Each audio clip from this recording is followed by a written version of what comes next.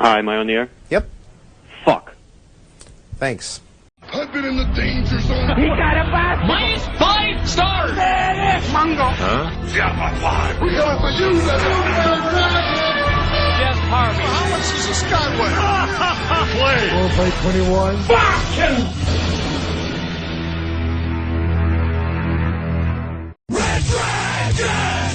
What is going down, everyone? Welcome to a brand new edition of Am I Still on the Air? It is Am I Still on the Air? It is 2016. The summer movie season has kicked off, and it's kicked off with a bang, man. This is our favorite time of the year. Once May hits, May, June, July, August now too, we just cruise along with a lot of big movies, and this is when Am I Still on the Air really gets popping with the spoiler reviews. We're back, and we're back big, because our first movie of the summer comes running out the gate, and it's Captain America Civil War. So we're here tonight to talk about Captain America Civil War, and this is a spoiler-filled review. So we are going to be dissecting this film. We're going to talk about the things we liked, the things we didn't like, give our overall impressions, and talk about our excitement leading in to the Infinity War movies. So very excited to talk about this. So my panel tonight, joining me, I'm your host, DONMEGA, and I'm joined tonight by Geeky Pat and Frigginz. What up, y'all? What up? Hello, Geek everybody. Nation. So the guys are here. Our boy Peeps is trying to figure out some scheduling things, and maybe he'll pop on later in the conversation, so we'll see how that goes. If we can get him on, we'll join him in, and we'll loop him into the conversation. But for right now, the three of us are here. We've seen Captain America Civil War, and it is the #1 movie in the world. Today, it crossed $700 million already at the box office in basically 2 weeks. It opened a week early overseas, and then just with the weekend over here in the U.S., it is just kicking ass. It made $181 million domestically here in the United States over Friday, Saturday, Sunday. It's the 5th biggest opening of all time, and so really strong numbers. It's only about 10 million behind what Avengers: Age of Ultron made, which is pretty cool, because you know those Avengers movies, they make just so much more just because of that name Avengers, getting everybody in, even though this is basically Avengers 2.5. I know that the filmmakers and everybody else wants to say, no, it's not. It's just a Captain America movie. This was Avengers 2.5. I don't care how you want to dice it. You know, it's like, yes, it was very driven by Captain America, but the fact of the matter is, the film should have just been called Civil War. It really didn't even need the Captain America logo. They didn't even need to call it an Avengers movie. They should have just labeled this movie Civil War and let it be what it was. But, you know, we're going to start off with just general impressions, and this is our 13th movie in the MCU, man. This is crazy. 13! We have been on this wild ride starting in 2008 with Iron Man, and here we are in 2016 doing Civil War, pitting Iron Man, the first movie out the gate in the MCU, against Captain America. I love this movie. It was pretty damn fantastic. It definitely has some story points that we'll get into a little bit later as far as maybe on the negative side of things, but overall this was such an enjoyable film. Seeing basically our new Avengers team come together, coming off the heels of Age of Ultron, seeing, you know, the team kind of get ripped apart, seeing why Tony makes the decisions he makes, seeing why, you know, Steve Rogers makes the decisions he makes, and really just where the story goes. Bringing on all these characters, we get awesome new additions in Black Panther and Spider-Man, and we'll dive into those guys a little bit more later. Just really super solid, emotionally driven. You really feel like you're on this wild roller coaster ride that you're just waiting to see where it gets off. And just when you think things are starting to settle down, it gets crazy again at the end. And, you know, it leaves off in a very odd place to be like, damn, where do we go from here, really? But I absolutely loved it. So, Frigginz, I'm going to throw it over to you. You've seen it twice already. I'm unfortunately only seen it once. I know Geeky Pat's seen it twice too already, so I need to catch up this weekend and go see it a second time. But how did you feel, obviously, seeing it the first time, and did you feel any differently the second time? Well, Don, I gotta tell you, man, you gotta step up your game. What the heck? I know. You're always the one that sees it more than the rest of us. It's Pat's fault. Well, he didn't invite me to the second showing. Yeah, I was like, no, yeah, Don. so I got to see it on the Thursday night release. Was really cool. We had an excellent crowd, so I had that really good crowd experience that we've talked about before. My first initial impressions were just fantastic. The movie was great. It wowed me in ways that I didn't expect to be wowed, and the first go around, I actually did have kind of a slight worry moment, but especially watching it the second time again, I was like, why was I thinking that? There's no reason to worry about this. So just all around fun. I thought back to like being in elementary school, looking through Wizard magazine, and they would every once in a while have a like Wizard cast a Marvel movie, and they would have all the like actors they think should play the superheroes and stuff like that. And I just thought like, this is so cool to go from that, where I'm thinking there's never gonna be a cool superhero movie outside of Batman and maybe Superman, and then to get this where we have this huge mashup of all the heroes that I've been reading comics for since I was a little kid. So it was just a really good, joyful experience. That's the best way I could put it. It was just totally joyful, and I feel like you have to have a smile on your face the entire time you're watching this movie. It's really, really good and fun. So those are kind of my general takeaways. And both times, again, like I said, super happy the first time. I'm probably even more so the second time. I got a little bit more details from it, so it just amped up that really like happy, joyful experience.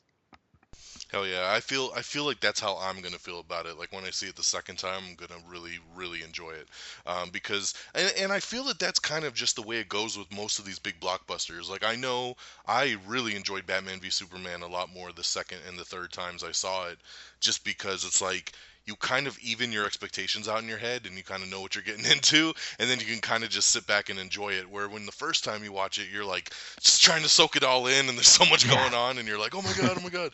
But then it kind of like once you see it those second and third times, you're like, okay, I can kind of sit back and enjoy, turn my brain off a little bit, and really get to soak it in, and that's what I'm looking forward to.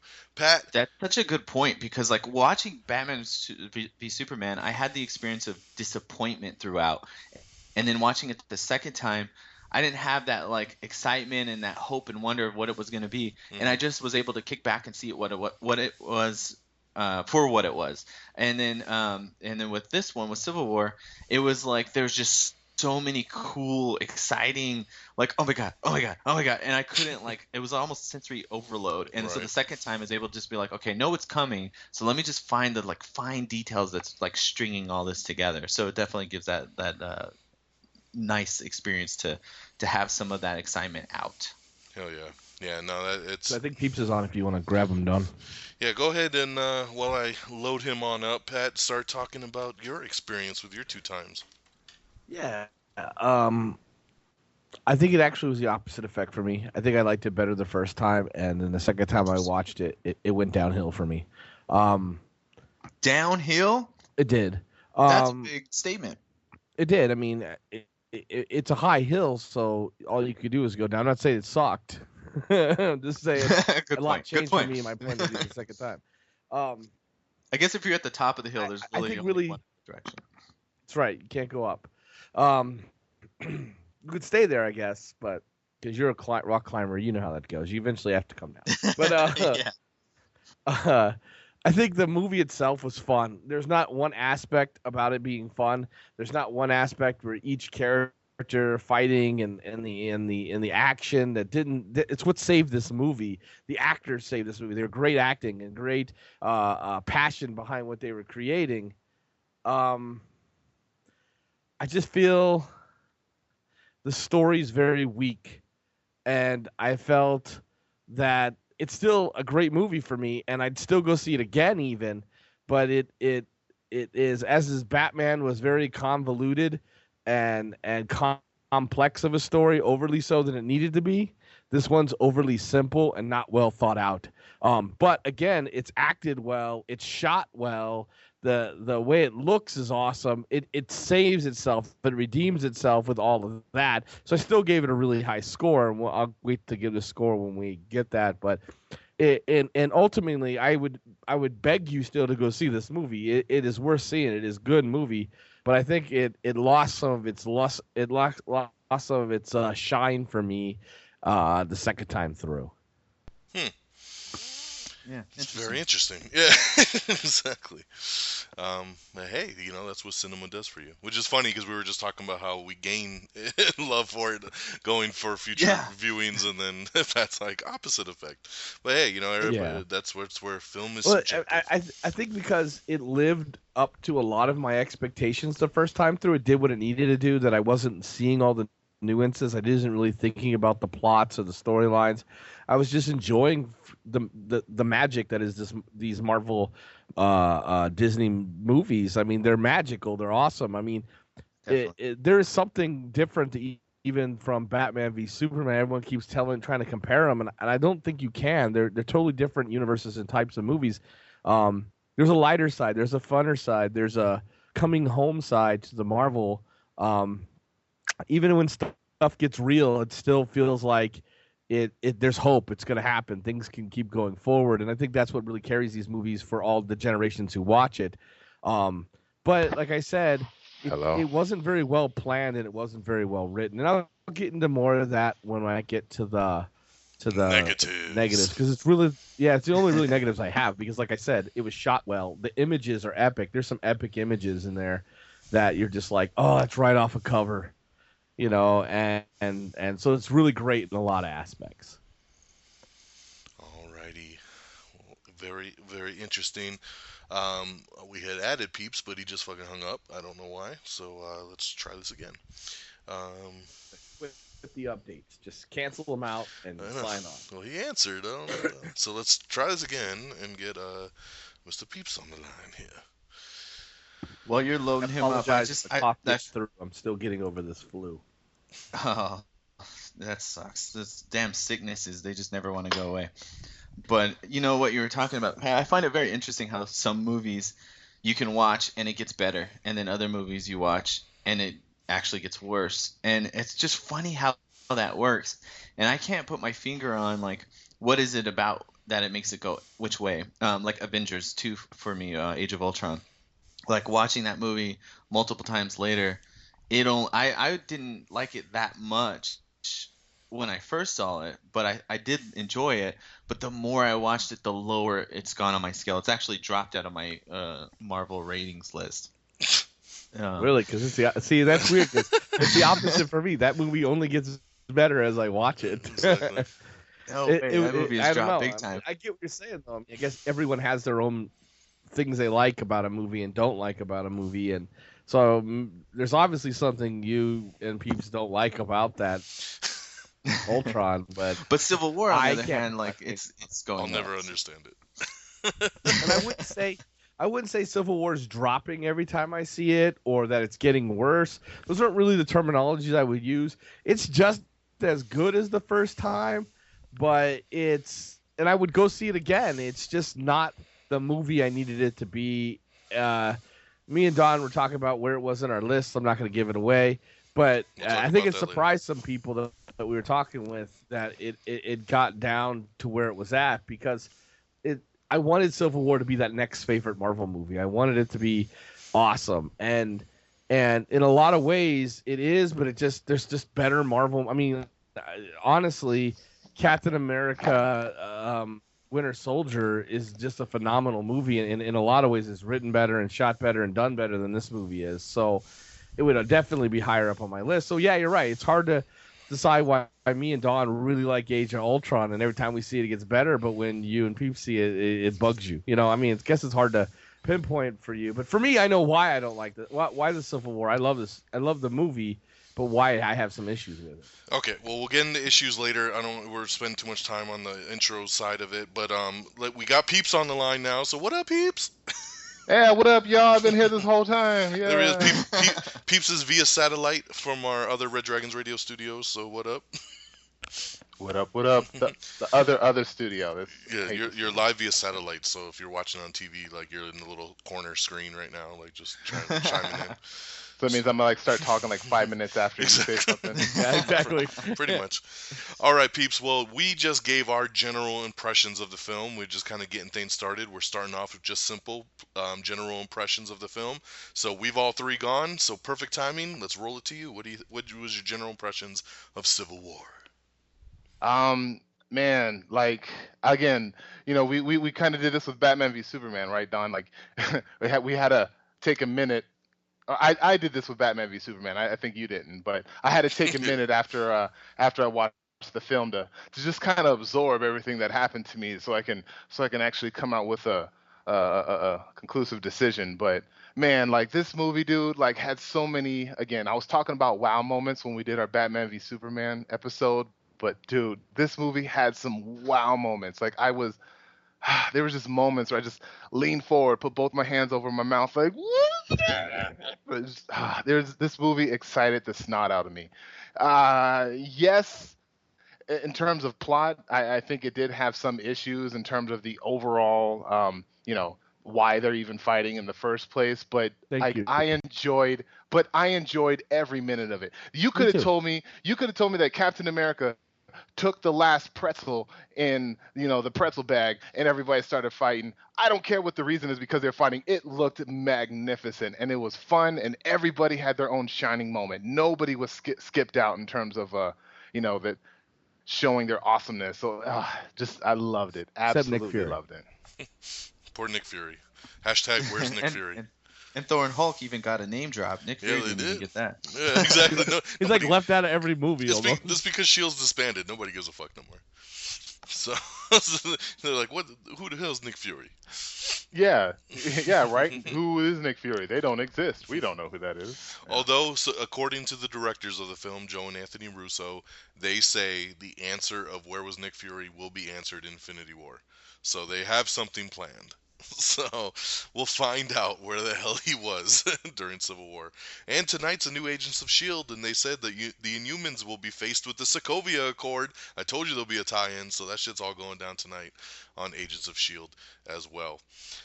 So those are some general impressions. Let's jump right into positives. Oh, no, before we get to positives, I want to talk about a couple standout characters. We had two new characters pop up in this film for the first time in the MCU. One that's been a hell of a long time coming in Black Panther.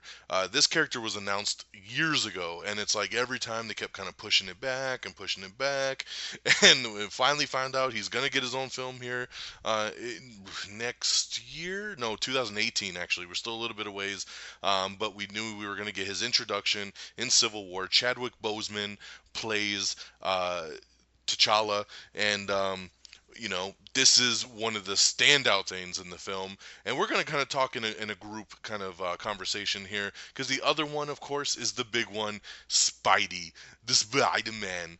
The Spider-Man is here in the MCU. No more Sony. This is a very confusing thing for people. I've actually had to explain this process to people multiple times this week of why it was not Andrew Garfield and why it was a different Spider-Man and what was going on, because people don't understand the rights issues. The rights are still technically Sony's, and Sony will be doing the solo Spider-Man film next year with Tom Holland, who is our new Spider-Man, going back with the young, 15, 16-year-old Peter Parker, and which is pretty cool. We got Spider-Man Homecoming coming out next summer.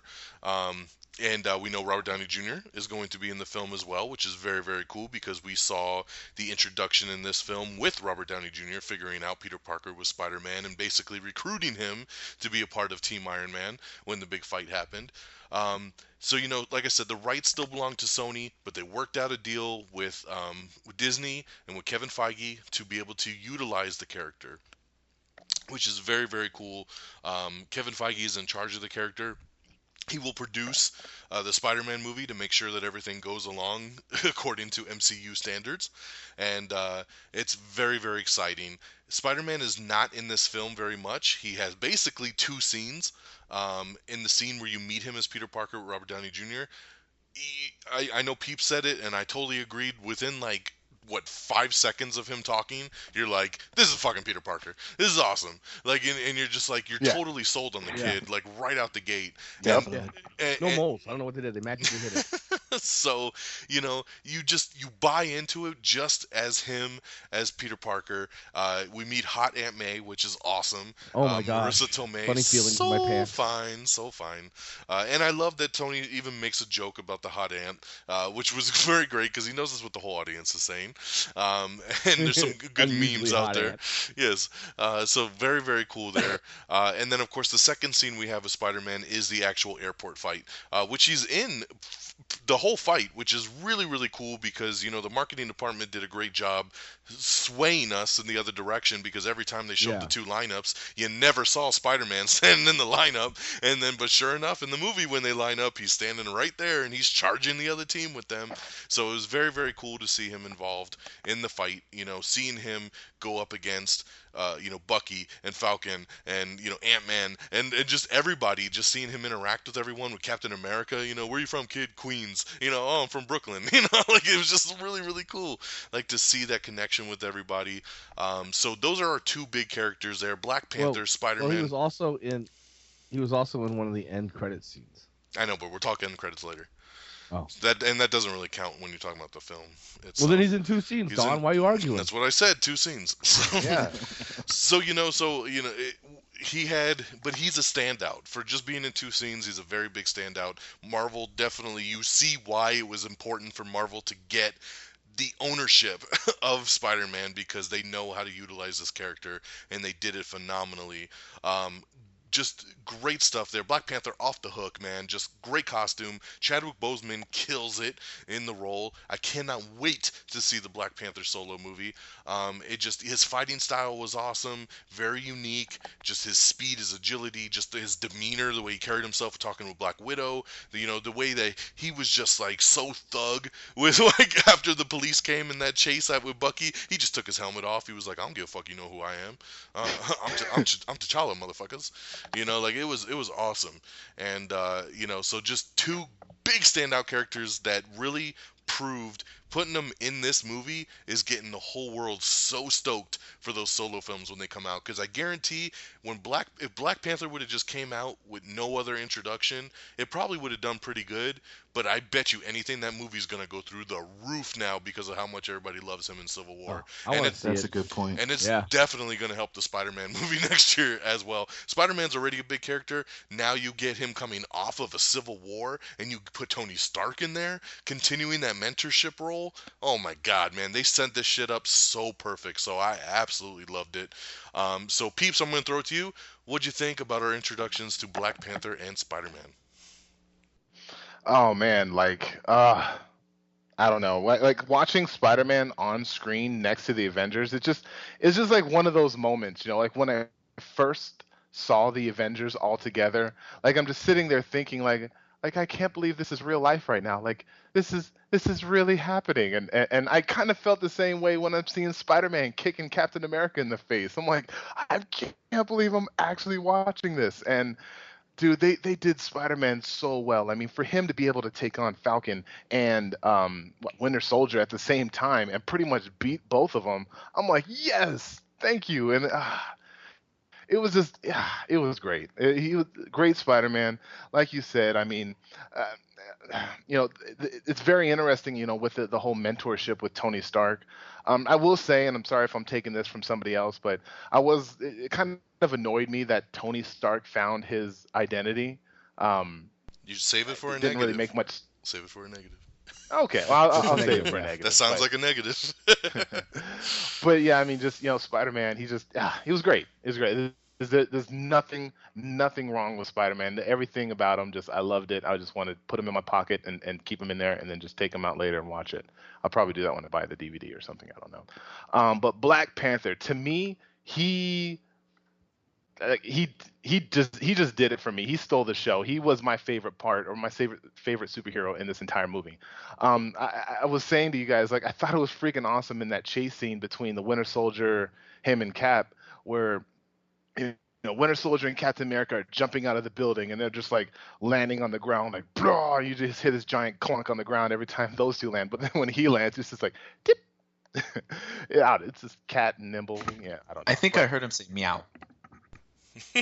Come Well, on, man. I mean, Sean, Panthers you and me were don't talking count. about it. The way he lands too, and the way he fights, and the way he moves. He's like It's a right out of the ninja. comic book. It's just the way he's supposed to be moving, how stealthy he Yes. was. It was so awesome. I That know, one dude. scene where There's like even when moments he's where you not. I'm letting you go. Oh, remember that part where he's fighting down at the bottom of the cafe, and he's not in the suit, but like he gets kicked back, and the way he lands on the ground, It was exactly the almost way like he he did was in the suit. Yeah, It was exactly. so cool. What's that? Yeah, exactly like the way he was in the suit. Yeah, he did. Yeah, it like was it's just like kind awesome. of saying this suit doesn't, he doesn't need the suit. Like the suit isn't what makes him Black Panther. Like he is Black Panther. So I freaking love it.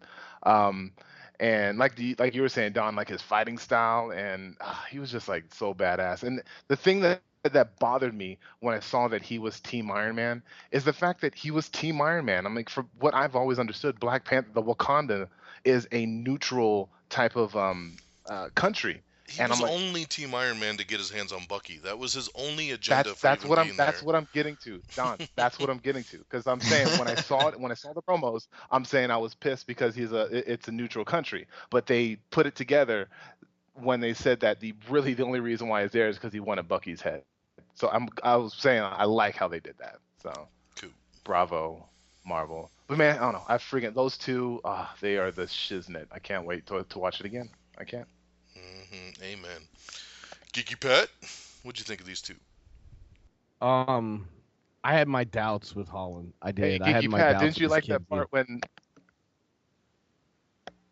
I'm just What? trolling. I was just kidding. Oh, okay. Yeah, fine. I did like that part, yes.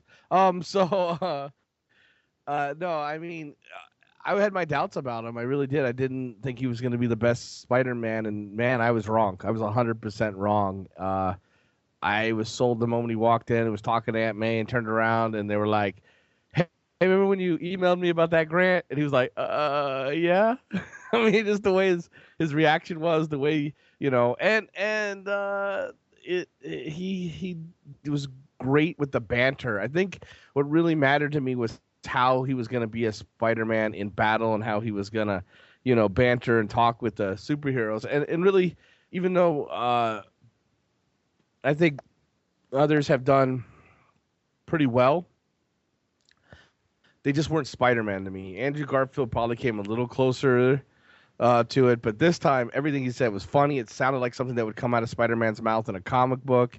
Sometimes it was dead on, like what you were thinking, like that one scene where he's like, that shield does not follow the laws of gravity, or when he's looking at that at Winter Soldier's metal arm and he's just like all geeking out on it. I mean, Whoa, it really, dude, you got a metal arm. yeah, It's so cool. dude, you got a metal arm. Yeah, it was just, he did really well. And a matter of fact, it was a noticeable absence after he left. Once he went home and then there was the rest of the movie, it was a noticeable absence that he was gone. Like they added him in, and then like when they took him out, I was like, oh man, I wish there was more of him. So good job on Marvel for not listening to Geeky Pat and casting the right guy, mole and all. And I don't know how I know how I feel about Aunt May, and it's naughty, and I shouldn't feel that way, because it's Aunt May. But even that didn't bother me as much. I think maybe Tony Stark took some of the bite out of it. And now Black Panther. Oh my goodness, I agree with Peeps. He was probably one of my favorite heroes in this whole thing. And not only was he a great hero, but like he looked like a king. He acted like a king. He acted like a soldier with vengeance and a king where he had unlimited resources, and he wasn't afraid of getting arrested. He wasn't afraid of, any of that stuff. He was a king, and he was just going to do what needed to be done to revenge his father. And even at the end, you saw a part of him where I like it when characters have growth in a movie, and out of all the characters in this movie, he had this growth at the end. He had this sudden realization how vengeance was eating everyone up, and he wasn't going to be part of it anymore. He was just a really in-depth and really great character, and the guy who acted him out was amazing. For me, man, I can't wait for that solo movie. Yeah, it's gonna be so awesome, man. Cannot wait. Frigginz, what you got? Man, number one, I echo everything you guys said. I have to be the first person to come out and say that like Black Panther has never been one of my favorite characters ever. Um, and this movie, they just did so well with the casting, and then with Chadwick Boseman with the acting and the suit design and the character design and the details that you guys all pointed out. I mean, the fact that he did those same fighting moves in the suit and out the suit, really, that's one of those like fine details that Marvel pays attention to make you believe that that is the same person, whether they are or not. Like it just, when you pay those little, like, pay attention to those kind of details, it makes the movie more believable because he's not doing something different out of the suit than when he's in the suit. So I absolutely love that. He instantly became the character that I want to know more about. And it sucks because I have seen some troll stuff. Like some people online are being like, oh, all these fake Black Panther fans are coming out of the woodwork. Like, yeah, so that's what this movie is supposed to do. It's supposed to make you a fan of this character, and it's supposed to make you want to know more about it. So, I think it's awesome of what they've done to take a character and put so much focus on him and attention to the details that it's done in a way that everybody wants to learn more about him now. And I definitely fall in that category because he's not been one of my historical favorite characters, but man, did he steal the show in this one. I really, really liked every scene he was in.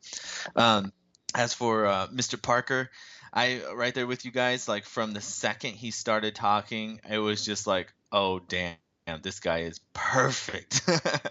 And I think what really helped it was, especially with the Aunt May stuff. I know, Pat, you were very anti-hot Aunt May originally. Yeah, still am, but gosh, she's hot. But I think that the fact that Marvel paid attention to that they were changing some things, and they commented on it with their characters in the movie, like Tony Stark being like, not what I expected, hot Aunt May. Like, he's basically speaking what the audience might be thinking, and the fact that they acknowledge very meta. Yeah, very meta, but at the same time, like, it tells the audience member, like, hey, we realized we changed something different, so just go with it. And it ended up working really, really well.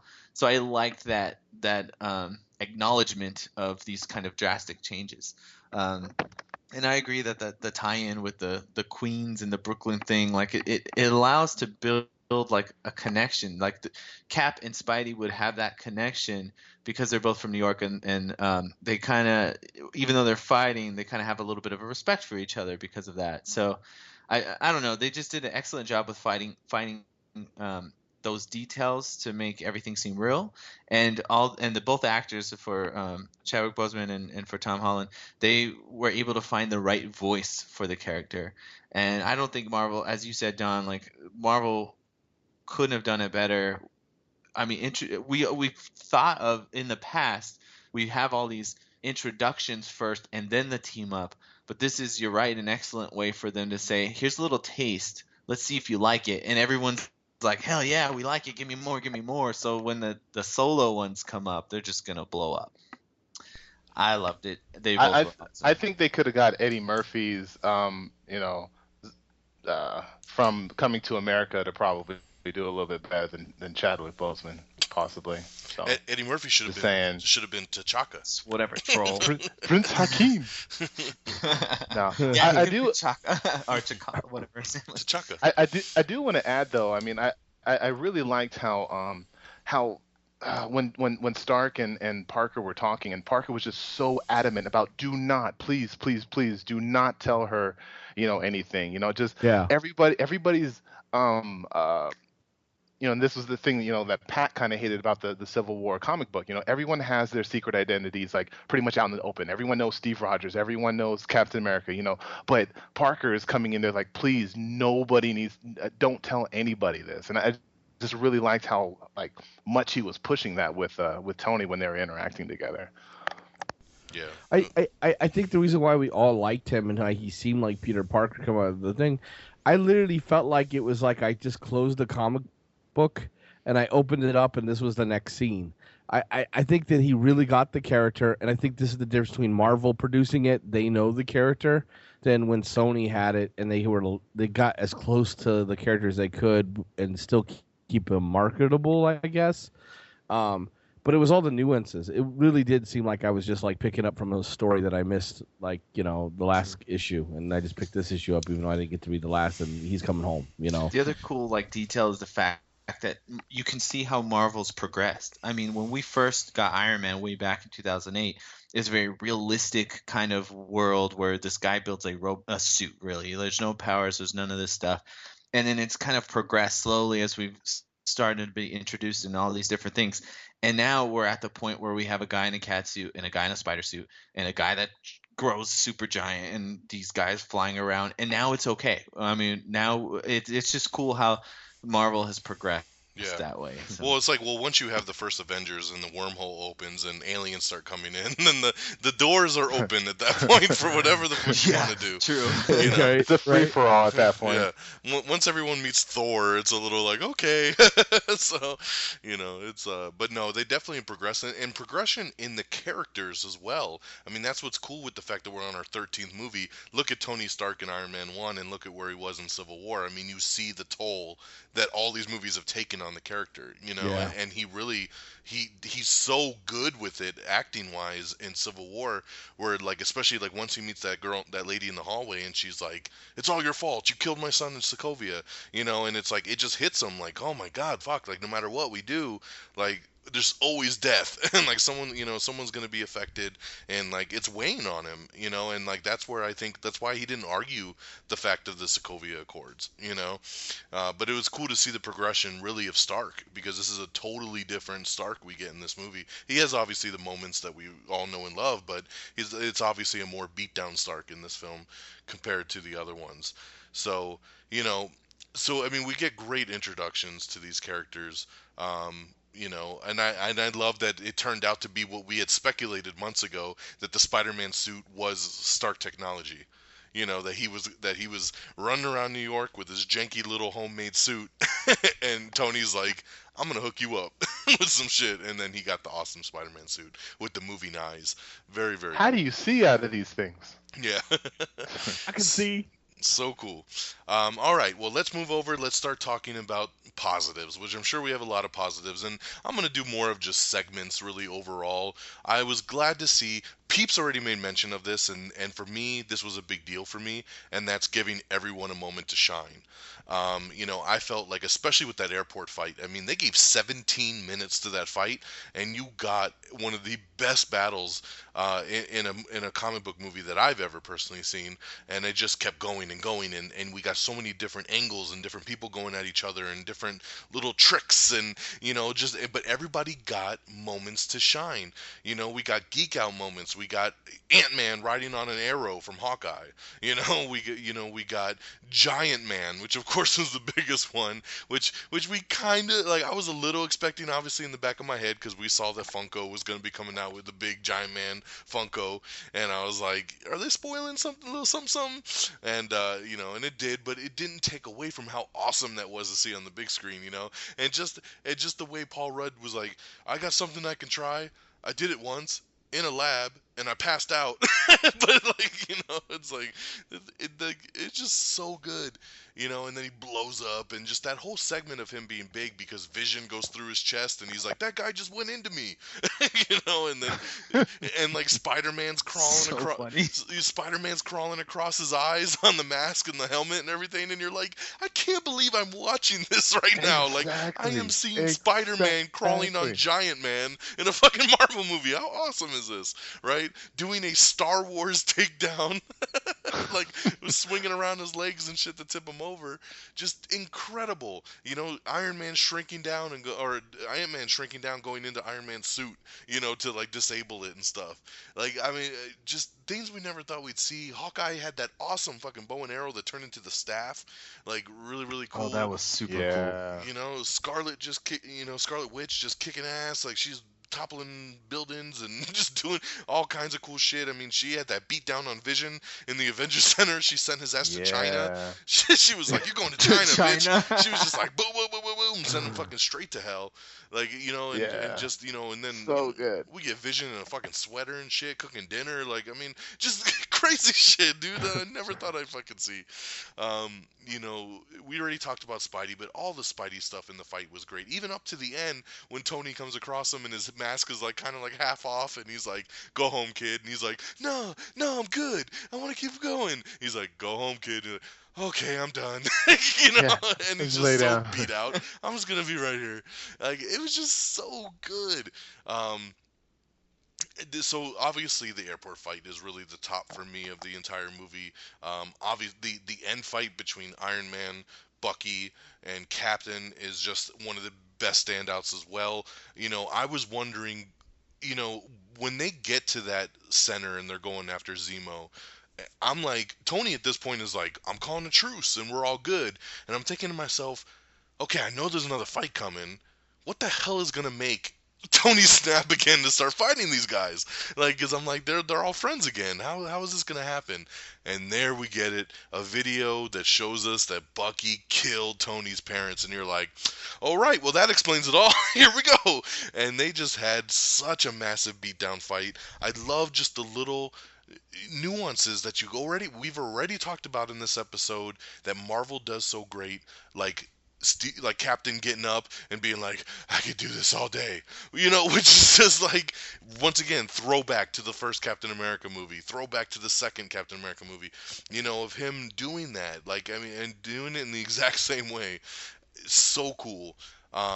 Everybody really getting their shine was such a big moment for me. I like to see how the team got put together. Falcon being, I know a guy, getting Ant-Man, Clint coming out of retirement. Wanda obviously being on their side because she feels that everybody's against her now because she, saved everybody in the beginning, but those people got killed when Romelo's bomb went off. And there's a lot of, the fight in the base, like when Tony takes on Bucky kind of one-on-one and Bucky shoots him, and then, like we talked about, Black Panther jumps in without the suit and they start fighting. Very, very cool scene. The Bucky hallway scene was really fucking awesome with fighting off all the guards with him and Cap. That was a really, really cool scene. Just a Marvel totally nails those hallway scenes, man. Dude. I mean, you want to talk, and let's just talk about scenes. Let's talk about action. The action in this movie was probably the best that the MCU has ever done. The hand-to-hand combat fighting that all these guys did in this movie was phenomenal. And for those of you that don't know, you know who their stunt coordinators were on this film to help them out? The guys that did John Wick. And that shit fucking showed. Hell yeah. They went to those guys, the Russo brothers went to them and said, "Help us out with some choreography and some fight stuff," and they were like, "Hell yeah." And they got involved, and you could see it, man. The fighting is top notch in this film from all sides. Everybody just, I mean, I thought Black Widow was more badass than she's ever been. Like, I mean, you just felt the punches and the kicks of like everybody in this movie, so I mean, there's so many positives in this thing. We can go on and on and on, but those are really the big standouts for me, on top of already being so blown away by Spider-Man and Black Panther. But really for me, the airport scene, and of course the big end battle between the three of them was just outstanding. So Frigginz, I'm going to throw it over to you. What were the big standouts for you? Basically everything you just said. I guess I'm done. No, I'm just kidding. Yeah, man. I mean, we could talk about the airport fight scene just in and of itself, probably for hours. It's just every little tiny detail of that thing was perfect. The fact that they got the John Wick guys to do the fight choreography. I mean, you get what you pay for, and whatever they paid for them, they definitely earned their paycheck, because all those fight scenes were so good. For me, a lot of the standouts, especially like the second time, because the action scenes are the first thing that pops, but watching it the second time, it was like finding a lot of the intricate details and how they were tying things together. That was actually really fun, and just made everything kind of connect a little bit more for me. man, I don't even know what to really point out more so than anything. I really, really enjoyed that initial uh, fight scene, or that scene where they're going after Rumlow. Yeah. It reminded me of their style with Winter Soldier, where in Winter Soldier, pretty much you get like a introductory shot, and then you get Cap attacking the boat. And I thought they kind of followed that with this, where we got the introductory shot of the past, and then we got Cap and the team going after Rumlow. And I thought that was like such a great way to tie everything, to get everything going. And I liked the usage of Rumlow. And so many times I think in movies where you deal with these type of characters that are human, that's fighting someone who's very superhuman, they throw in a couple like metal helmets and a vest, and all of a sudden they can hang with them.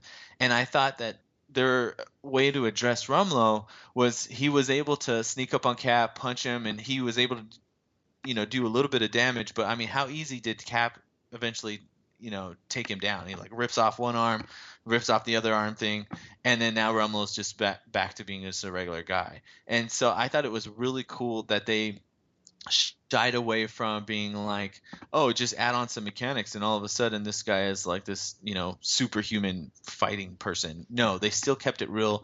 Cap is still this superhuman strength and all this stuff, and so Rumlow had a slight advantage, but it just made it all kind of realistic. And I've heard a lot of complaints about Rumlow's character dying. I don't have that complaint. I think that with movies, you have to use the characters you have in ways that, while you have them. And I thought it was just a really cool way to bring in the character into the Civil War. One of my favorite things that I want to mention, and for a long time I've been complaining, especially to you guys, and Don, you've been telling me, but I've been crying and whining about the commercials spoiling everything. And I have to give them credit that they didn't spoil the Spider-Man stuff. The reveal of Spider-Man, although we got to see him show up, I really thought that was pretty much going to be like the end of the fight, and that's just where it was going to be over. And I have to give the Russo brothers a lot of credit if they had any control over what got released, because I feel like we had very little things ruined. One of my complaints is one thing that was ruined, but ultimately there was a whole lot of surprises, and we actually didn't get to see as much as I thought we were seeing. Yeah, I agree with you. I think the three of us talked about it after we saw it on Friday, about the Spidey introduction. I totally assumed too that was the end of the fight. Like they had already been fighting for 15 minutes, and then Tony's like, "All right, I've had enough of this underoos," and then Spider-Man comes in, and and even when he came in, he didn't say the "Hey everyone" like he did in the trailer, So like that was even kind of a little twist because he didn't say that. Well, he says it, but he says it later. Like he jumps in and says something, and then he's like, "Hey Cap," and then he's like, "Hey everyone," or so, he does say it, but it's not like it is in the trailer. Yeah, exactly. It's different. And then the fact that, like I talked about earlier, like when you see them line up and when you see them charging each other, you never saw Spider-Man in that shot. And he is in that shot in the movie, which is very, very cool, because you're always like, why are the teams uneven? And it's like, and it's not when Spider-Man's in there, but the marketing would lead you to believe. I mean, even the poster that has everybody's face going face to face, there is no Spider-Man on the marketing poster. So I mean, they did a great job with that. They didn't spoil Giant Man, which is a shocking twist, because you would think for sure that would have ended up in a commercial at some point. Yeah, they kept a lot close to the vest on this one, which was very, very cool. But ultimately, I just really like the way, like the number one takeaway for me is just the way that they handled everybody, and the fact that they were able to give surprises that I wasn't expecting. I mean, the fact that they did Black Panther so well and Spider-Man so well were really welcoming surprises. The twist at the end where they weren't actually going to have, like, I was imagining this showdown between Iron Man, Bucky, and Cap against these 5 super soldiers, which, by the way, would have been awesome. Yeah. But like that would have been the like cliche thing to do, right? But they opted to not do that, and they went a little bit different direction.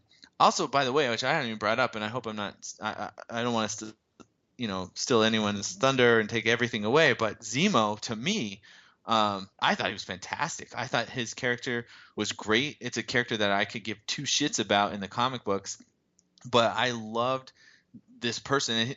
He may not be the Zemo in comics, and that's a big complaint I've been seeing, and that's fine for me because, again, I don't care about Zemo. So I just like what they did. He could have been anybody. He could have been, John Johnson.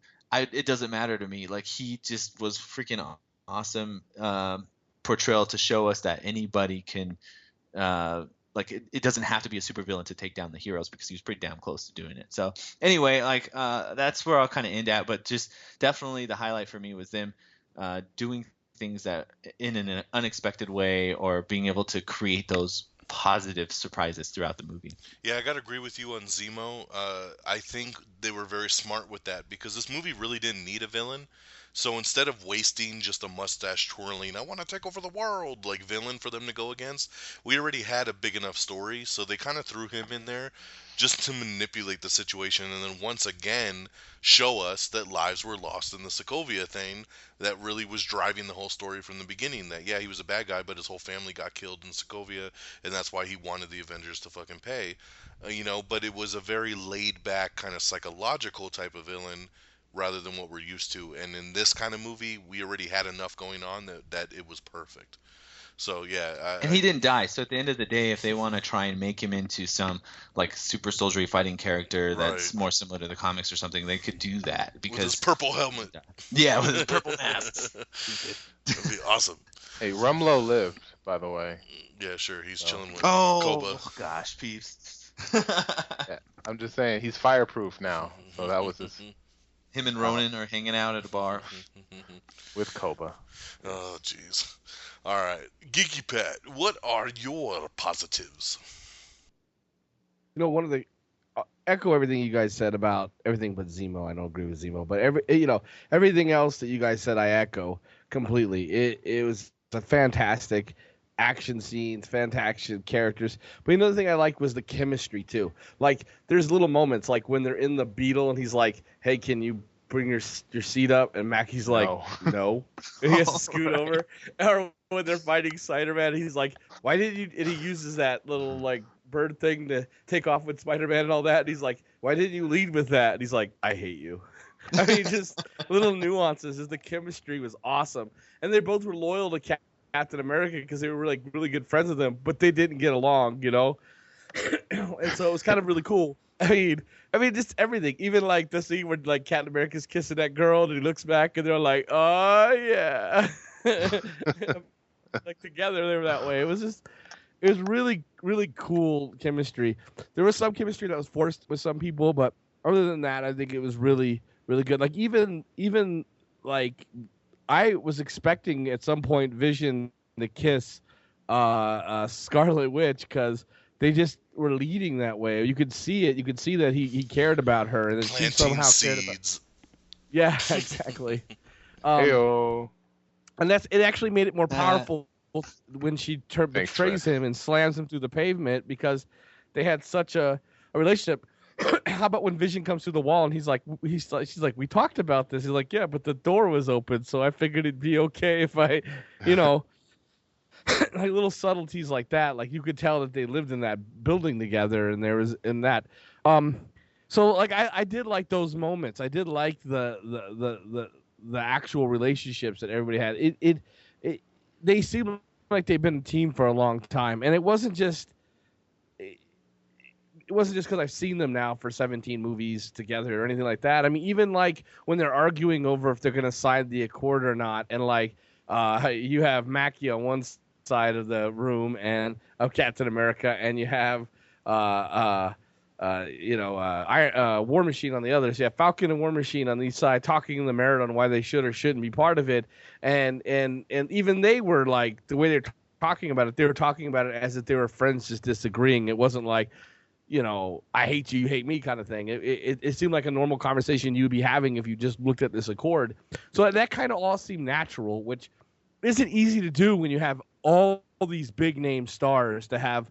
How many times have you heard it where there's just one star that's impossible to work with, or these two stars didn't get along? I mean, it seemed, at least on screen, that all these big names were together, but they all seemed like they fit on the screen. One wasn't stealing the limelight from the other, and they all had this chemistry. And for me, that's a solid plus for this movie because it could have went south quickly with this many big names, you know? Well, they have that now. I mean, that's what's cool when you do this many movies together and stuff like that. Those guys really are great friends now, and they really respect each other, Yeah. and they fight for each other. And I mean, and you could tell. I mean, the fact that Robert Downey Jr., who, you know, a couple movies ago, everybody was like, "Oh, he's too big for this now, and he's gonna leave, and he wants $500 million per film, and all this stuff." It's like he loves jumping in these ensemble ones now because he just likes to fucking make a movie with these guys, you know. So that's what's really cool to see, and you get that on screen. You get their bonds, and you feel like they are a family together, you know, that has been built over 13 cinematic films. You know,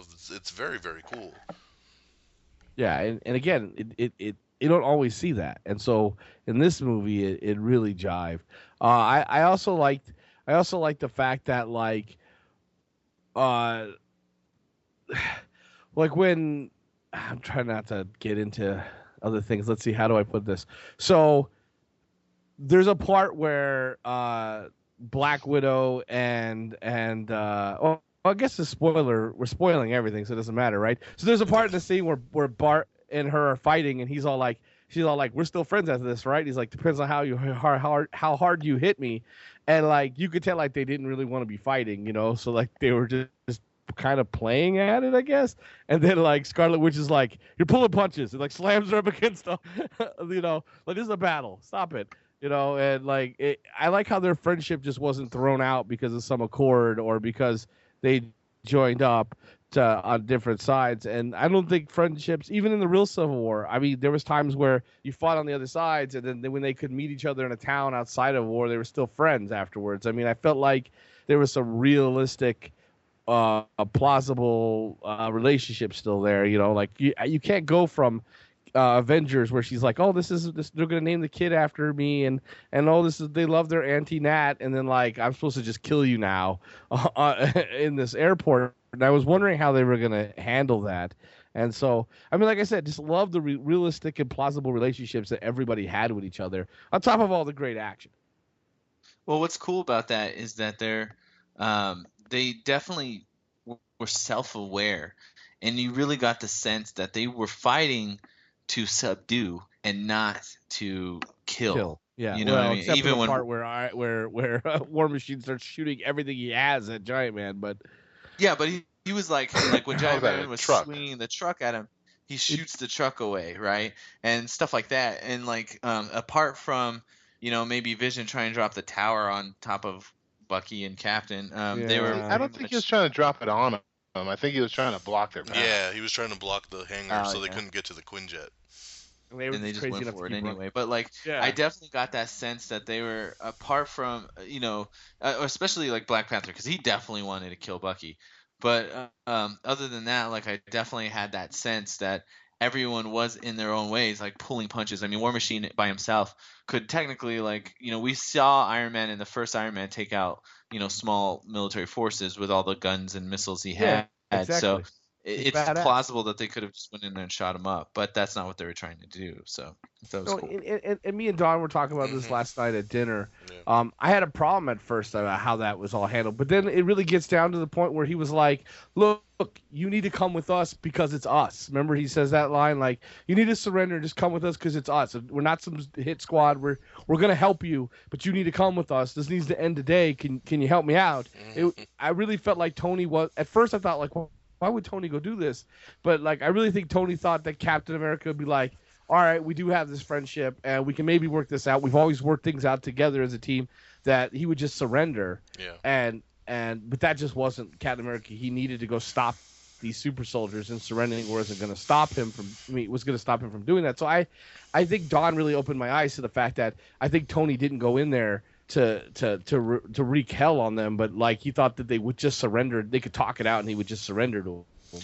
Exactly. Yeah. I mean, it wasn't, that airport fight in the beginning wasn't meant to be really a fight. It was just meant to take in Bucky and Cap and kind of set the record straight and move forward. And that's why, because I know some people are complaining, like, well, why would Tony bring in like this kid? Like, why would he bring a kid into this fight? And I don't think, like, like I said, I don't think that Tony's intention was that it was going to be this big burnout fight. It was just like, he was like, all right, come on, Spidey. Spidey comes in, so swings up Cap's fucking hands, and now he's tied up in the webs. All right, Cap, we're bringing you in, we're taking you in, kind of thing. And it was just supposed to be over. He also didn't know that, Cap had brought Ant-Man and Hawkeye and, and all that. No, I think he did. He did mention, I think, before they fought, about him getting Clint mixed up into it. Yeah, I don't know. I'm thinking and he how was she just, heard Vision. Yeah.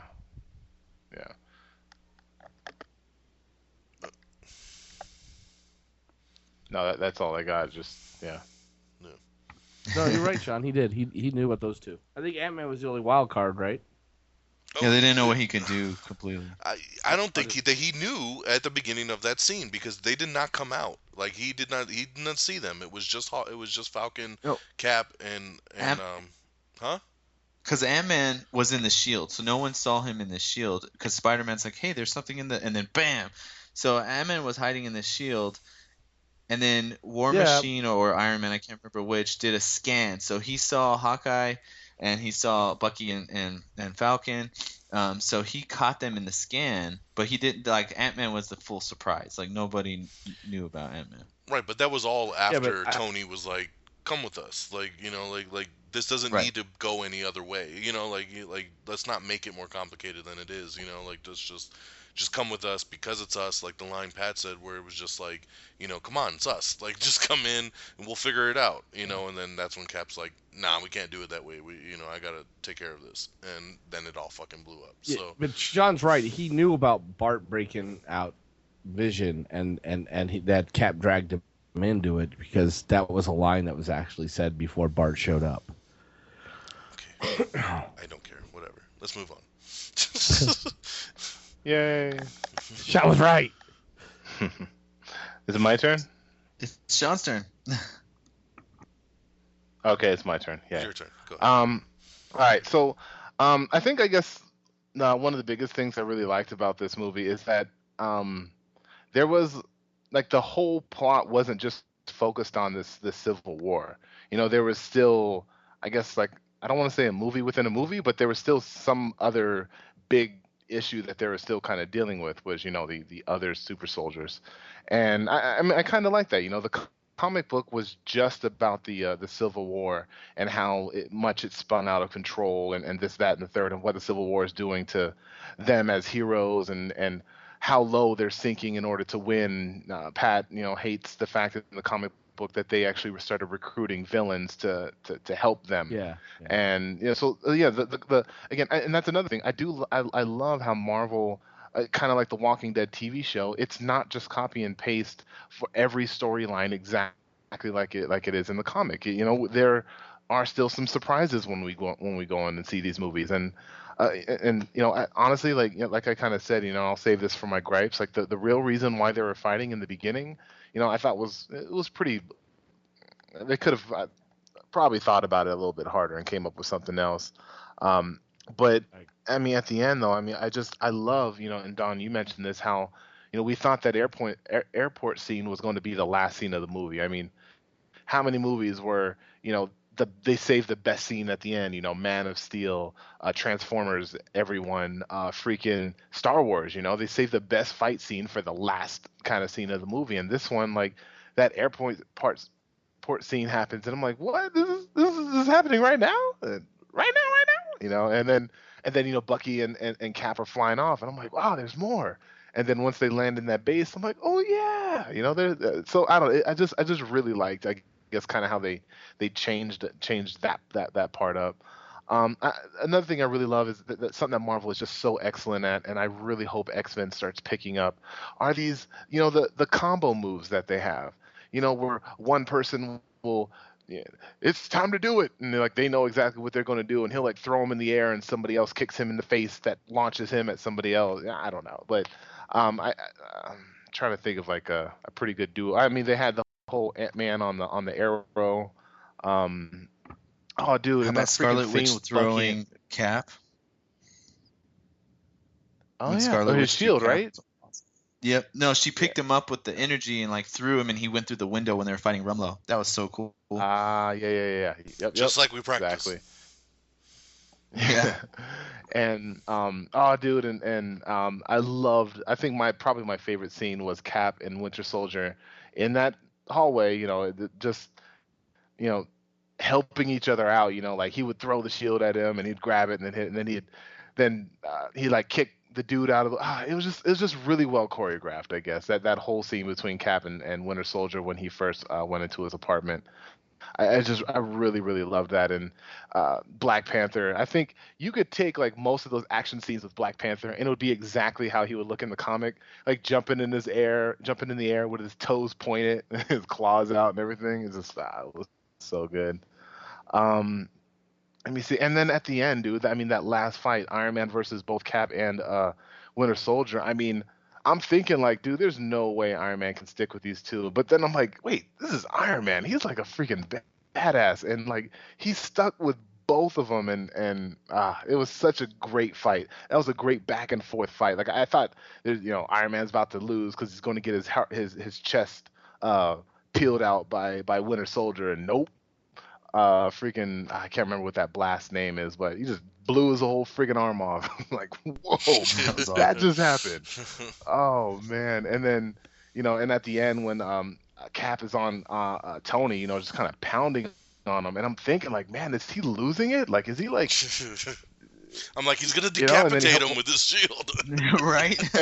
And let me just tell you guys, like right now, like freaking Geeky Pat just cracked me up in the theater. Like, Cap gets his shield, holds it up in the air, and then breaks the thing in his chest. And Cap is, or freaking Pat is like, dude, he just killed Iron Man. Yep. I forgot that they had that surgery. Dude, I totally forgot that too. I actually forgot a lot about Iron Man 3. You know why? Yeah, dude, it was so right funny. with Pat's that. like, he just killed him. That was great. That was good. That was so good. But yeah, man, I don't know. Like the action in this movie was great. And honestly, like and Frigginz, you mentioned the first time you saw this movie, you felt the beginning was really slow, but the second time you saw it, you felt that it did the movie justice. I can't remember how you actually explained that, but Yeah, and but yeah, that's I pretty much exactly it.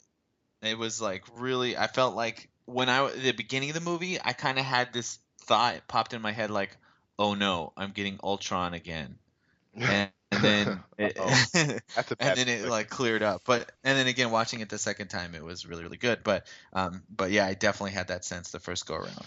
So and I did too. Like I've only seen the movie once so far, and yeah, I did kind of feel like the beginning was really boring. And I don't know about you, Don and Pat, but when they were running in the streets, when Black Widow was chasing those two, like the camera just didn't do well with the 3D, and I was getting like kind of motion sickness from it. It just I told you.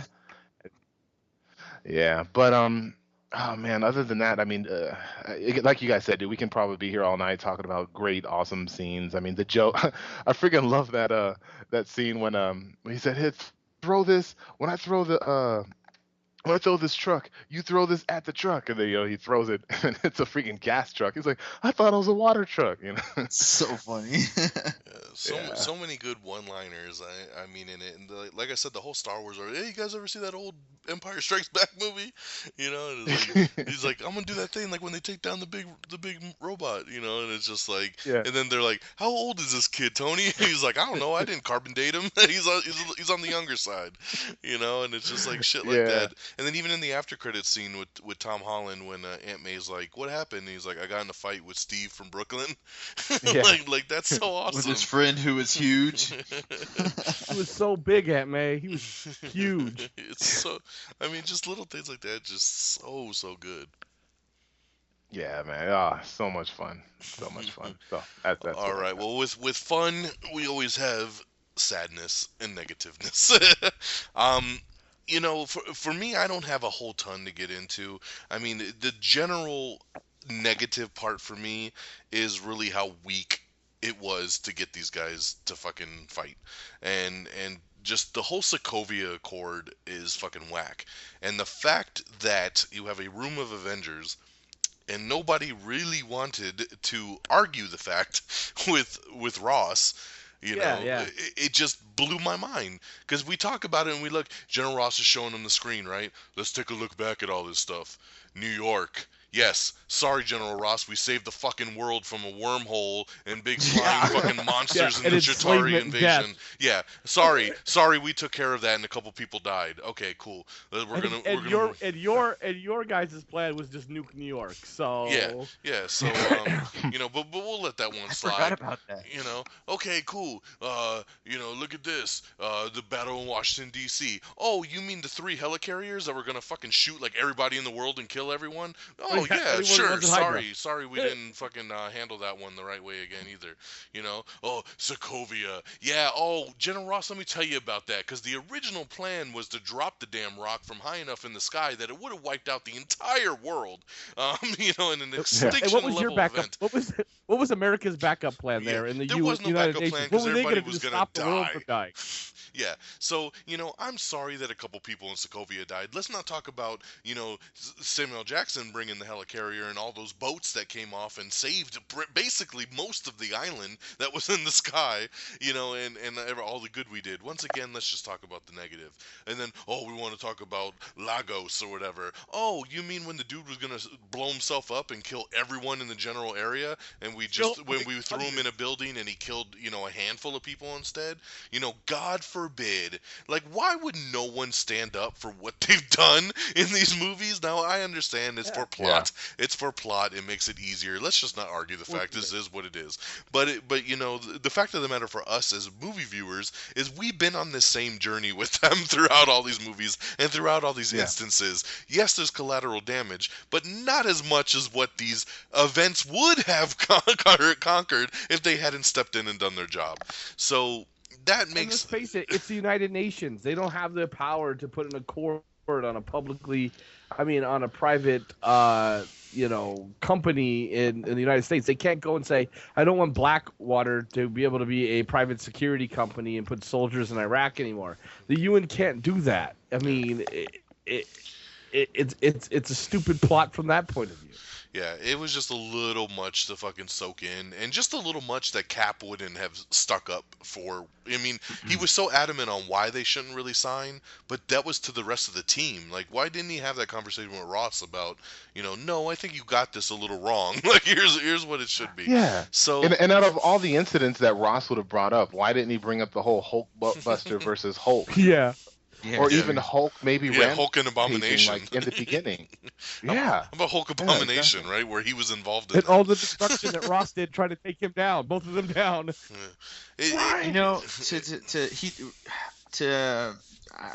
see what you guys are saying, and I do agree with you on some level, but on the other hand, I actually don't really have a beef with it because I feel like the fact that they kind of simplified it got us to just enjoy the movie and get to what we really wanted to see, which essentially was everyone fighting each other. Whereas other movies sometimes might take too much effort into trying to make this really convoluted story to where you kind of lose the audience. And I kind of find that hey, there's all these arguments about well, why didn't Cap do this or that? But at the same time, it was cool in the sense that it just let us get to it. So I kind of actually. Well, that's why I say, the simplicity. Yeah, and that's why I say, I get it. We all understand why they did it. It just made the plot move forward. I mean, it was the setup to why we started to get divided. It just. In real life, when you sit and you look at what happened here, no one in that room would have sat back and been like, really? The world would have been better if we hadn't interjected on all those things you just showed us? That was just the stretch of the matter. The problem with it is they could have come up with something better.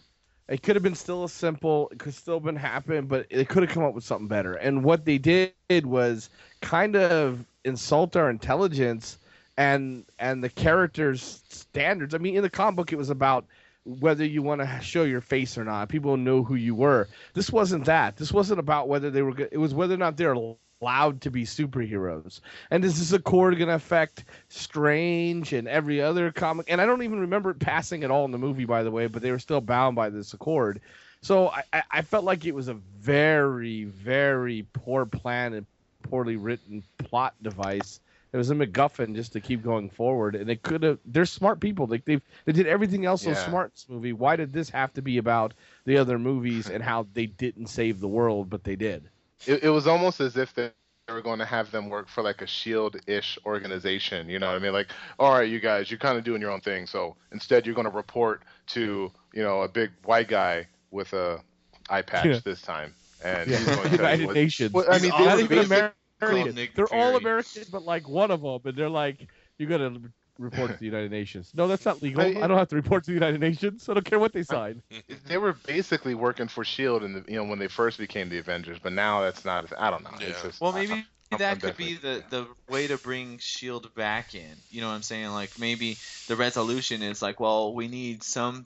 They still want accountability on some levels. So before they were going with Shield, so like let's bring them back, and maybe Nick Fury gets back in. I don't know. Just Yeah, I mean that could be what coming happens up- in Infinity War. I mean, that they reinstate, Fury and say, okay, you control the damn Avengers now because we got Thanos ready to blow the damn planet up and They should all fuck look this at Accords. the UN and go, Thanos is your problem. Every time we get involved to save the universe, I get my ass chewed. So you guys take Thanos down. We're gonna take this ship that the Guardians of the Galaxy came in, and we're heading out of here. I mean, that's what they should do, because that's what they just said. That you guys, everything you guys did made the world worse. We got to control you because you're vigilantes, and it didn't make any sense. Well, so that's my biggest beef of it was just the kind of the convenience factor as well. Like the end part with Tony. With Tony catching up to Bucky and Cap at the end and bumping into Zemo, and Zemo's big ultimate plan was for Tony to see the videotape of Bucky killing his parents. How the fuck would Zemo have ever known Iron Man was going to come there when they were already at odds? Like it was very convenient once again for plot very purposes. convenient. Very convenient. Like it was just, oh look, Iron Man, I didn't know you were coming. Let me show you this video real quick. It's just I agree. What was gonna happen if it was just them two when they got there? Exactly. I was just going to say. Yeah, Zemo Maybe was he's all got in that a whole little bunch room. of videos for like every Avenger. Like, oh, this is gonna piss this person off. Yeah, exactly. He's Here's got the a files video that of he's got the files He's that Lex sleeping Luthor with your sent him. girlfriend, Cap. Why you were frozen? Ooh, yeah, that's true. Lex Luthor That'd sent piss him off. Lex Luthor sent him all the video files. Martha. I say that name. So Was anybody else like hoping that, like, or I thought for a second, like, oh, I wish Tony's mom had been named Martha. oh, totally. I looked at Pat and I said, man, if their moms were named Martha, they could have just ended that feud real quick. Yep. Yeah. And Peeps hasn't let me down all week about it. Martha. So I don't know. I mean, I'm sure there's other stuff too, but those were my biggest beefs with the overall movie. Was just kind of a convenience factor too much. But other than those little couple things, which I get and I understand for plot purposes and to move the story forward, we got to do what we got to do sometimes. But those are just things I would have liked to see in a little bit more of a tweak too. So that's just what I had for me. Peeps, I'm gonna start with you. What negatives did you want to talk about? I mean, kind of like you, Don. At this point, I'm just really being nitpicky. But me and Geeky Pat were kind of talking that at the raft, that would have been an excellent opportunity for them to kind of tease the presence of Abomination, that he's still a thing. I mean, to see a name maybe just over his shoulder and seeing like a spiked, back, or just anything. I definitely would have liked to see that. After credit scenes were good-ish, but I guess maybe I didn't. I guess I kind of wanted a little bit more for the after credits. Like the T'Challa one was really good. The Spider-Man was okay. I guess whatever. But I guess I kind of wanted. Yeah, Spidey It's symbol. so dumb. Spidey symbol. Like Don and I were like, yes, this is both in our heads. This is going to be an A. It's going to be an I Avengers totally A. thought it was going to be the Avengers A up in the sky. Yeah. No. No. I don't know, but I don't know. They could have, maybe even like a fun little Doc Strange time. I don't know. I thought Maybe for show- sure the after credits would have been Doctor Strange. Yeah. Yeah, that's the next me too. movie, You would have thought. I mean, they even the last Russo brothers movie, they even talked about him, but oh well. Let me see. I guess. I mean, the fact that they killed off Crossbones, I guess I could nitpick with that because they could maybe he's not going to be in Agents of Shield, but whatever. So let's save him for Agents of Shield. I guess that would be my nitpick too. Again, this Agents of Shield. I'm gonna say that for every movie that comes out that they don't have any of these, they don't have a tie-in, but like they need. I would just wish they would tie in Agents of Shield somehow with these movies. I mean, I think Age of Ultron they missed a huge opportunity for that. I could probably think of a couple random ways that they could have included them in this Fury movie as well. wouldn't But have had the helicarrier if it wasn't for Coulson in Age of Ultron. Just saying. I mean, why wasn't Fitz That was a stretch. and Agent May like in the helicarrier? I don't know. That's Exactly. whatever. But Why don't we know you Coulson's alive yet? Tonight, the Inhumans will have to sign the Because- Sokovia Accords. once they find out Coulson's alive, they're just going to disband. We've talked about that. Like, there's like you're the reason why we started this in the first place. So yeah, let's forget it. No. Other than that, I mean, I don't think I really had anything else. I I know, don't know. it's hard. Somebody told me that just random question. Somebody told me that they felt that this movie kind of teased a Black Widow spinoff at it. Did you guys see that at all? I didn't catch that whatsoever. Okay, I good. didn't get it. There was no teaser. Yeah. Oh no. Okay. If I think of anything, I'll interrupt Pat. All right, Pat, go. What I'm here for. So, first off, did you guys ever notice that Black Widow was never in her outfit hardly? She was always in civilian clothes. I wonder if she just didn't want to wear it. Only in the airport fight. Yeah, in the airport scene, she had it. That was it. Everything else, she had like a jacket on. But that's just me being. That was the only time Scarlet Witch was in her outfit either, too, though. Yeah, exactly. And Vision, for that matter. Oh wait, no, he was. And Hawkeye. That was, He it was he the only didn't wear a time they all sweater to the suited fight. up. He didn't, Vision didn't wear a sweater to the fight, so he was good. No, I think definitely the plot itself and the story that was written. I don't think they needed Zemo at all. I don't think he needed to be in the movie. I felt he was a very one-dimensional character, and that everything he plotted and planned was very coincidental that any of these people would do any of this, including like one of my biggest problems was like, okay, so they found this terrorist that might be Bucky with no evidence at all that it's him other than this blurry ass picture on a cell phone or on the camera saying that it looks to be him, so we're going to say it's him. Let's shoot him on sight. And these people had nothing to do with Zemo or any of the plans. They were just going to kill him for no other reason than there's a blurry picture and he's probably guilty. So they were going to shoot him on sight. I do get the Black Panther thought it was him. It was going to go kill him, and I was okay with that. But like these German special forces guys going in and shooting on sight made no sense to me. And a matter of fact, people were like said that Captain America needed to be arrested for helping him. All that happened was Captain America was apprehending him. These soldiers came in and started shooting to kill. So why wouldn't you defend yourself? Not once did they yell police. They just started shooting, and the grenades went in. They didn't even talk until they were getting their asses beaten in the hallway. So I felt like that was very forced and very unnecessary for them to want to go in and kill Bucky for no other reason than a blurry ass picture. And I might be able to clear that up for you though, Pat. Sure, go ahead. So like, if you think about it, like, yeah, that was the incident that caused the world to kind of. They have a picture of him. Let's put it out there. But he was the Winter Soldier, so the world knew that probably from the events of Winter Soldier. So the fact that he's already been out, jumping around, fighting Cap. They had, him on the street, on the bridge. So I don't know. I have a feeling that maybe it wasn't just the fact that he blew it up. It's just that he's a known terrorist. Now we have a photo of him. We know he's in this country. Let's throw out his picture and let's go. We know he's dangerous, so let's just shoot to kill because he's done all these other bad things. Yeah, so that's how governments work. We'll just shoot to kill. We won't. Yeah. Well, I mean, you watch the news. I mean, they kind of, hey, he's got a BB gun. Let's take him out. I'm sorry, I got too real. But I'm out. Bye, guys. No, I'm just kidding. I'm just saying it just didn't seem plausible, and then I actually hated the scene. Was awesome. The fight battle was awesome. I just didn't like the idea of the way that it was beheaded. It was like We need to put restrictions on the Avengers, but not the guys going in to shoot and kill everybody. That's okay. But the Avengers, That's a good point. They need to answer to the UN. But the German police can kill anybody they want. Just those. Yeah. Those What about UN the guys. neighbors and stuff that are getting their Exactly. roof blown up? Yeah. It didn't make any sense to me that it was very counterintuitive of what the whole storyline was.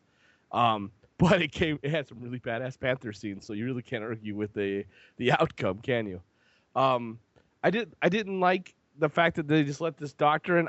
I worked in security, and we'd have a very low security building, and the basic thing you have is they could scan a badge and a picture comes up on the screen. So it doesn't matter how they alter the badge, if they put their name on it or their picture. When they scan it, the guy who previously signed in when he got hired, his picture and name's going to come up, and I'm going to look at him and go, yeah, that's not the fat dead German guy that's in the tub, and he's not going to get any further than that because this is the freaking UN at a time when there's terrorism. It wasn't going to work. He wasn't going to be able to get in. And then the fact that he has this tablet, but he has to pull out the big red book to read 7 words to brainwash him. I didn't get that. They could have just had it on the tablet if they weren't going to let him into the building. It's just this whole character's mission and this whole character's idea of revenge was just unnecessary. I mean, they still could have had him go after the soldiers. They still could have had him do all that, but to have the big reveal at the end be, oh, I just wanted to see them tear each other up from the inside. Well, that had nothing to do with him. The Accords had nothing to do with Zemo. They were going to go to a civil war. They were going to fight anyway. So his big plan had to be, like Don said, that Tony Stark might show up to see a VHS tape that he just found when he got there. He didn't know it was there. He didn't know what evidence was going to be there. He had no idea what happened. He was asking the whole movie. So he finds this videotape, puts it in, hopes Tony Stark's there to see it so they could tear each other up. I mean, it was badly written. It was just badly written. Although the movie was awesome. It was just an awesome movie to watch. It just the plot and the storyline made no sense to me. It did nothing jived, nothing connected. That was my biggest problem. My only other biggest problem was I had funny feelings in my pants when Aunt May came on the screen, and I don't know how I feel about that. Funny feelings, Don. Funny feelings. Yes, it's okay, Pat. I never understood why the Winter Soldier didn't just plug his ears when he started reading the words. Just not listening. Nope. His hands were tied down. No, he broke out. He broke out. He broke out after the hole in the words. wall. That was after the words. He was strapped He down. already like started 3 it. words. Yeah. He was strapped down when those words were being. Maybe after the first 2 words, it means you that's can't. what I'm saying. He punched the glass for the last 4. He could have stuck his That's what I'm hands saying. in. That's what I'm saying. He had like 4 words left. He could be like, nope, can't hear you. Sorry. La la la la la la. And I'm sure we all caught that one of the. I'm sure we all caught one of the words was homecoming, like the new Spider-Man. Yeah, which Yeah. the writers say is complete coincidence. That was not planned to be anything for Spider-Man. Okay. Well, it was a I nice didn't catch coincidence, that. I guess, Good for job. them. Good job. Exactly. So it's the only blaring problem with the movie, and I still giving it high ratings because bottom line is it was fun. I think it was more fun than Batman v Superman. It was just fun. Whoa, Pat. Don't let Pat hear you say that.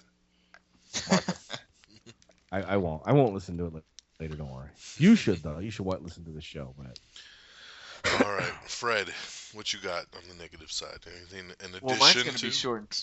Mine's gonna be really short and sweet because I completely disagree with everything Pat just said. I love Zemo's portrayal. I thought Fred it was is great. upset I because had zero- Gambit wasn't in it. That is true. Gambit should be in everything, but everything should be rated R also. But my biggest problems with this, all right, it's very very small. So I'm again nitpicking. I don't really know how to articulate what I feel about this, but when I mentioned the first time I was watching it, and towards the first act, I was kind of like, this is starting to feel like an Ultron movie. And then as things start clearing up, I got back into it, and then everything was good and great after that. But the thing was, I think that I'm not really big on so much the Avenger style makeup of the movies of like, let's have all this stuff with all these different people. I liked Winter Soldier. It was based on Captain America. It's a Captain America movie, and there's all these other interactions. We got this little introduction of Falcon, and then we get little interactions here with Nick Fury and some interactions with Black Widow, but ultimately it was centered around Captain America. And so when this movie, he's definitely the center. I feel like it does better when it targets, kind of follows one lead more so than worrying so much about pulling in everyone else. And I think that was one of the things that kind of I was struggling with. And again, I don't know if I'm really articulating myself very well, but I feel like when you have to focus on so many different people, you kind of lose the line of the story that you're trying to tell. And so that was my initial worry. But again, watching it the second time, I was able to kind of be like, okay, no, it really is centered on Cap, but it's just kind of giving us a little extra details. It was a little longer than a normal movie, and so they were able to include these extra little things. However, I feel like there's a line, and I feel like that you have to be careful with following a main character and spending too much time on things that don't necessarily need to be spent on. With that being said, my only other really big complaint was the fact, we talked about trailers ruining things, and one of the positives was that it didn't actually ruin Spider-Man like I thought it did. But one of the negatives of the trailers is it showed us the scene with Rhodey where Iron Man is like laying on the ground with Rhodey just laying there basically dead. And so that whole fight scene, you knew that that's ultimately where it was going to go. And it kind of lost a little bit of that impact. Yeah, but you had no idea that it was Vision. You had no idea it was Vision that did that, though. This is true. I didn't know that it was Vision, and it still impacted me. Like as he's falling, I was like sad. I was like, fuck, I can't believe Rhodey's gonna die. Like I thought he was dead. I thought he was dead. I don't know why I thought they were going to catch him. I'm like, they're going to get him. I was like, no. I know, right? Because they're both coming at him. I was like, one of them's going to help. Well, yeah, see, and again, I knew that he was going to hit the ground because of that trailer. So again, those are the kind of things that kind of frustrate the hell out of me when it comes to watching like extended trailers and stuff like that. But at the end of the day, it didn't ruin the movie. It didn't it wasn't like the hugest reveal or anything like that. So, and again, they didn't ruin Spider-Man for me, so I give them a pass. But that really is the biggest complaint and for me. I mean, there's so much goodness there that I don't have any issues with the story. I like the simplicity of the story. I liked the simplicity of Zemo, and everything really just jibed well. And I really, really like this movie. It's a good movie. All right. Well, with that being said, it is time to wrap this baby up. So we're going to go around. We're going to give final thoughts, and we're going to give it our score out of the 5 stars. And I would also like everybody to say where it basically falls on your list of the Marvel films as of right now, to where you would rank it in the MCU. So just to kind of wrap up, for me, absolutely loved it. It really paid off on all levels that I hoped it would, especially with Black Panther and Spider-Man. The airport fight, like I said, just outstanding. Really basically just makes the whole movie. So I loved it. The tension, the stakes sometimes between the characters, the personal investment between them was really, really amazing. The Russo brothers just have it down, man. I mean, they started with Winter Soldier. They gave us Civil War now. We know that they're doing the 2 Infinity War movies. So I feel like we're in great hands for the next 2 Avengers films. These guys get it. They're massive fans of this universe. And I can't wait to see what they do when they have all the characters at their disposal to use. It's going to be really, really something to see. I give the film 5 out of 5. From a pure enjoyment level, what else can I say? Yes, we have nitpicks. Yes, there's things that we would like to change. But overall, it's all about that experience leaving the theater. And I was very happy and very thrilled with what I saw. And it's an amazing film, and I can't wait to go see it again. For me, on my overall MCU list, I have it placed right now, and this may change once I see it a second time, but for right now I have it at number 5 overall in the MCU. Behind the Avengers films, Guardians of the Galaxy, and I do prefer Winter Soldier at this point above Civil War. So I would have it right at number 5. Like I said, I have to see it again, and maybe it'll kind of shift up. But at this point, it's number 5 for me. So, Geeky Pat, throw it to you. What's your final thoughts? Rank, and yeah. Oh, it's an incredibly great movie, and you need to go see it. And it's really, really fun. And like I said, even though we were just nitpicking out, and it bugged me, the plot and the story bugged me, it didn't take from the movie at all. I had a lot of fun watching it. And when I went and watched it the second time, I still had a lot of fun watching it. And I watched it in normal, not 3D. What is that called? I always never know what that's called. 2D. Not IMAX 3D. What is it called? It's just 2D. It's like 2D standard. Yeah, there 2D. you go. And part of me would like to say that it was better in 2D than in 3D. There was moments where things were more clear, I Yes, think. it was. And so I will have to say that I loved IMAX, and I do love IMAX 3D, but there was parts of this movie which kind of was like Avengers. It had moments, there were scenes in Avengers that looked more cartoony than it needed to in 3D, but looked fine in normal 2D standard. But go out and see it. Definitely go and take your kids. I took my boys, and they had. Ryan just loved every minute of it, and he was all with me in Team Cap and everything. So he liked the ending too. So unlike there's some movies I took him to that were Marvel. He just didn't. But I think it was just Iron Man 3, and I totally get it. I didn't like it either. But he loved this movie. They all loved it. So it's a great movie, and you should go see it. I think ultimately, I said it before, and I'll say it again. It was just fun. It was just fun to watch, and I give it a 4 out of 5 because it was just fun. It was fun. It wasn't perfect, but it was fun. And Don, it's number 5 for me too, and it would go Avengers 2, Guardians of the Galaxy, and then it would go. I have Captain your America, list in Winter front of me if Soldier, you want, Pat. Avengers 1, and then it would be this movie. So it'd be 5 for me too. All right, there you go. Peeps, what you got? Pat, I have your list in front of me. You've changed it since then, but we'll talk about that later. Just kidding. Okay. So are we doing everything like final thoughts, rating, all that now? Is that? Yeah. Have you not been Did I listening? miss that? That's what 2 people have just done, so I'm gonna say yes.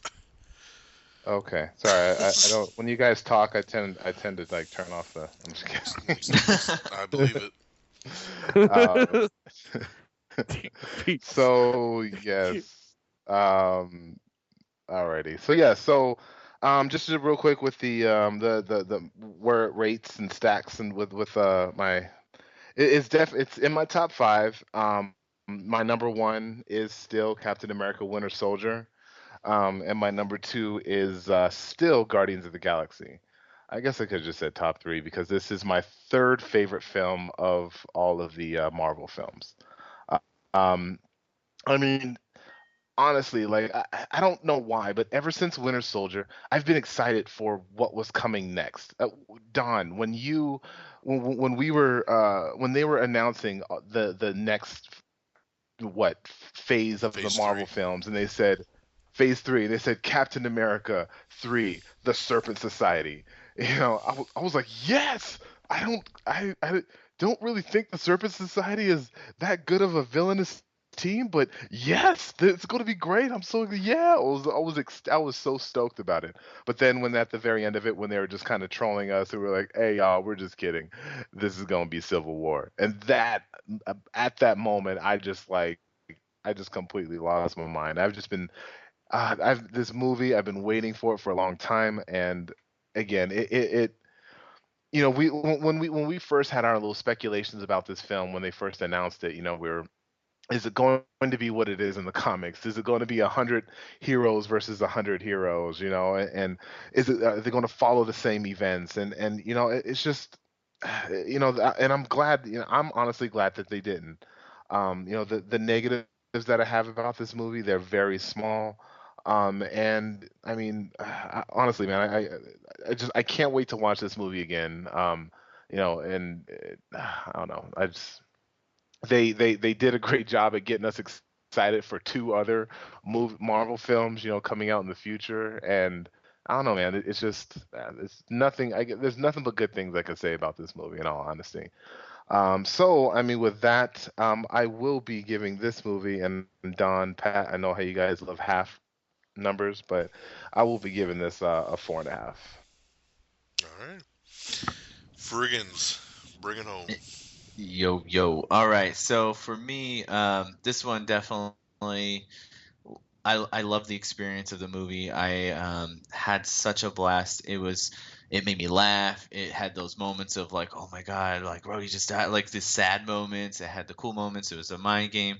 I think after seeing Winter Soldier had such an impact on me watching that. I was totally blown away, and knowing that these two directors were coming back, and this whole team was coming back to do this movie, I just was really excited, and it paid off. They found a group of people that can do a really good job, and they keep adding to that group, adding the John Wick fight crew, and stuff like that. So and they have all these great actors to be all these great characters, and I just really love where Marvel's going. And I was worried after Ultron, but this is definitely took those fears away. So for me, Guardians of the Galaxy still remains number 1, and Winter Soldier still remains number 2, but Civil War does come in at number 3 for me. Does surpass the original Avengers, Iron Man. Ultron actually dropped. It used to be higher on my list, but I dropped it, and so my list is a little different. But like I said, Civil War does rank number 3 for me. I wanted to mention one other nitpick that I didn't mention when I was talking about my dislikes, but that was just simply the 3D. I saw it first in 3D and then second in regular, and everything seemed much more clear and very similar to Ultron. There was a lot of like this weird blurriness that was distracting for me in the 3D, and that definitely was not present when you're watching in the regular 2D. So for me, that 3D is not a good option for this particular movie. Okay.